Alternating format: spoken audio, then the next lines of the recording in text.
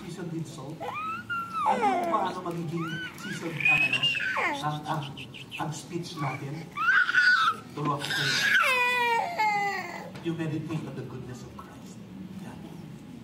Isipin nyo yung kabutihan niya. Isipin nyo, alam mo Lord, kung hindi ako born again ngayon, sa kagkungan ako ngayon. Rasengo ako ngayon.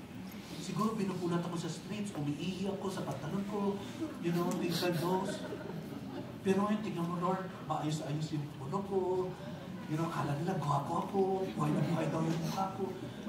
Yung ganun ba, dati parati akong nakasilangot, lahat ng picture ko mula nung bago ako nasave, talagang yung ganun. Pero ngayon, nakasmile na, may buhay na. You think about the goodness of God. You think about how He saved you.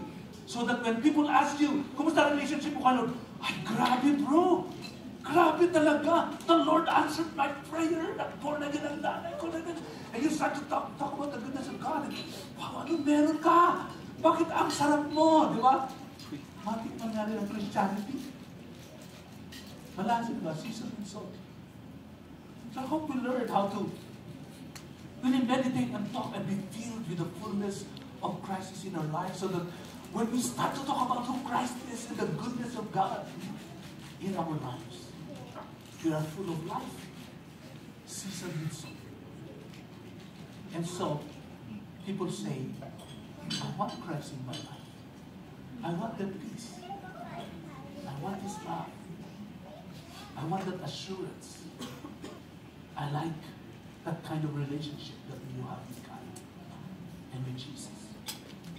So remind yourself of the goodness of God. And of course, you got to understand the people that you are talking to. And we call that individual context. Because it says here in verse 16, so that you may